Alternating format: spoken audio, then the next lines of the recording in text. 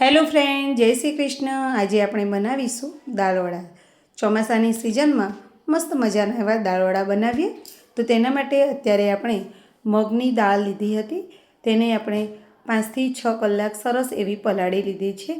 તમે જોઈ શકો છો કે તેની સાથે મેં ચણાની દાળ પણ થોડી લીધી છે।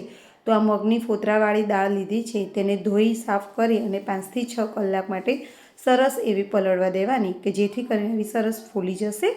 ત્યારબાદ આપણે એક મિક્સર જાર લઈશું અને તેની અંદર આ દાળ છે તેની અંદર એડ કરી દઈશું। તો આ રીતે મિક્સર જારમાં લઈ અને તેને દરદરી એવી ક્રશ કરી લેવાની છે।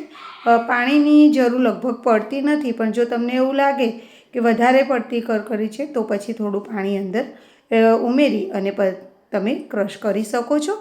તેની અંદર હવે આપણે લીલા મરચાં એડ કરીશું અને સાથે જ આપણે કાળા મરી લીધેલા છે તે પણ તેની અંદર એડ કરી લઈશું। એટલે જ્યારે પણ આપણે મિક્સર જારમાં તેને પીસી લઈએ ત્યારે સરસ મજાનો બધો જ ટેસ્ટ એક સરખો આવે।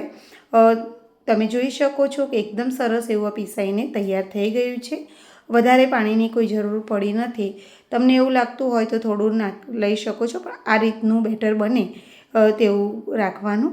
અને ત્યારબાદ આપણે તેને એક મોટા બાઉલમાં લઈ લઈશું અને આ રીતે આપણે તમે જે પણ દાળ પલાળેલી હોય તેને વારાફરતી આ રીતે મિક્સર જારમાં ક્રશ કરી લેવાની।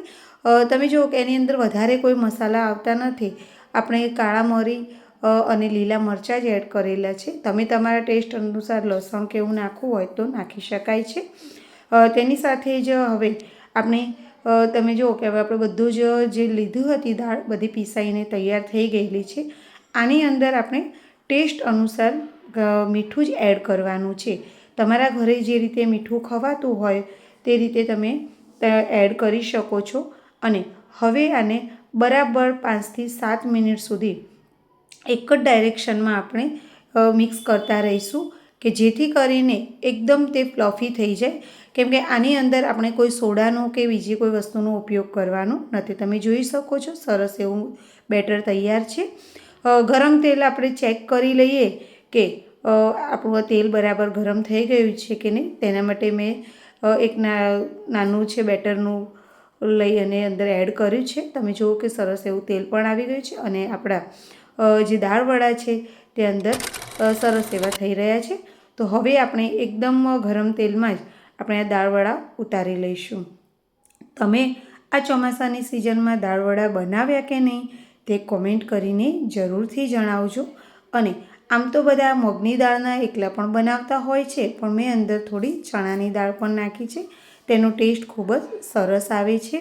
સચીના કિચનમાં જે વિડીયો આવી રહ્યા છે તે તમને કેવા લાગે છે તે કોમેન્ટ કરીને જરૂરથી જણાવજો। અને મારા વિડીયો જો તમને થોડા પણ ગમતા હોય ને તો તેને લાઇક, શેર અને સબસ્ક્રાઈબ કરવાનું બિલકુલ પણ ના ભૂલતા। હવે તમે જોઈ શકો છો કે આપણા દાળવડા છે એકદમ સરસ એવા તૈયાર થઈ ગયા છે। ઉપરથી ક્રિસ્પી અને અંદરથી એકદમ સોફ્ટ એવા દાળવડા બની અને તૈયાર થાય છે।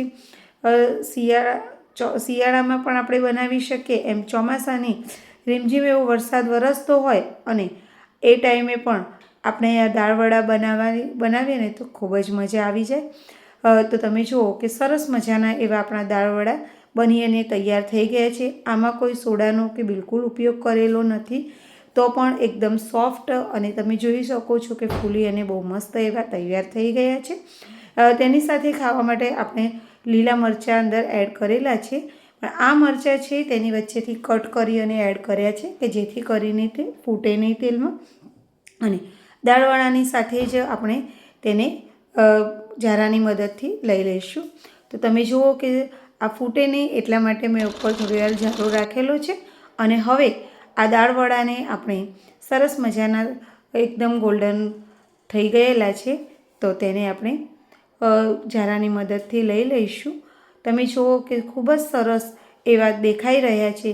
જેટલા દેખાવમાં સરસ છે એટલા ટેસ્ટમાં પણ ખૂબ જ સરસ બન્યા છે।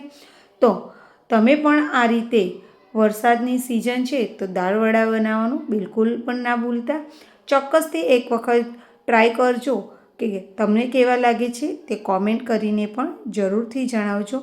આ રીતે આપણે બધા જ દાળવડા બનાવી અને તૈયાર કરી લઈશું।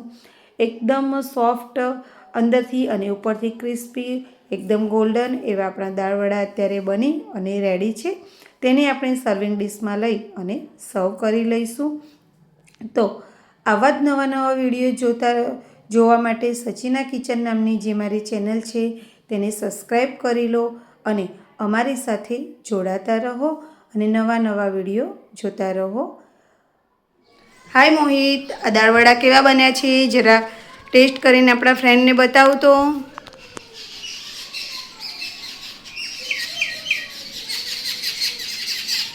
દાળવડા મસ્ત જ બન્યા છે, મજા આવી ગઈ. થેન્ક યુ આ દાળવડા બનાવવા માટે. અને ફ્રેન્ડ્સ, તમને પણ આવા દાળવડા બનાવવા હોય તો અમારી ચેનલ સચિના કિચનને સબસ્ક્રાઈબ કરજો અને અમારી આ દાળવડા તમને કેવા લાગે તે અમને કોમેન્ટ કરીને જરૂરથી જણાવજો. Okay, bye bye friends. Enjoy. By friend, ફરીથી મળીશું નવા વિડીયોમાં.